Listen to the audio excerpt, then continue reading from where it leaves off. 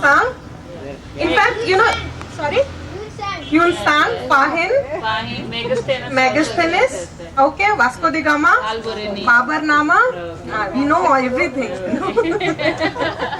Okay, in fact, it's very interesting that most of Indian history that we know today, we owe it to all these travel writers. If Megasthenes has not written that book, we would not know about Ashoka the Great, we would not know about the Mauryan Empire. If Hyun Sang has not written about his travels around the country, our history would be definitely not complete. We would not know anything about our country. These guys came, they wrote. In fact, if you go to Nalanda, which is where Hyun Sang studied, they have recently built a beautiful memorial for him, and there they have documented some of the things he has written.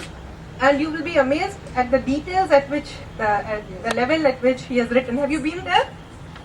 Very interesting. In fact, he describes there are 9 different ways in which Indians greet each other.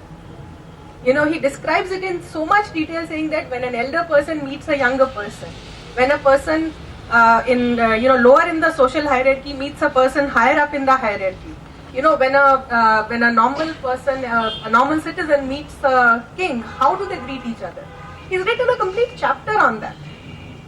So that is the level of detail at which they have written and created history for us. Okay, so let me tell you, even before this, in our scriptures, in Atreya Brahmana, Lord Indra tells a very young man called Rohit. This is what he tells about traveling to Rohit. There is no happiness for him who does not travel. Rohita. Thus we have heard. Living in the society of men, the best man becomes a sinner, therefore wander. The feet of the wanderer are like the flower, his soul is growing and reaching the fruit, and all his sins are destroyed by his fatigue in wandering, therefore wander. The fortune of him who is sitting sits. It rises when he rises, it sleeps when he sleeps, it moves when he moves, therefore wander. This is what our scriptures are telling us.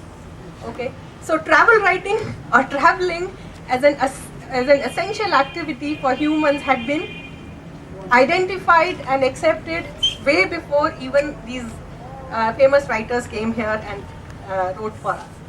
Okay, so this is about history, setting context and everything. Tell me, why do you travel? Anybody? For the journey. For the journey. So journey is more important than the destination. Great. Experience. What experience? To experience new culture, meet new people, and learn new things. Right. So get out of our comfort zones.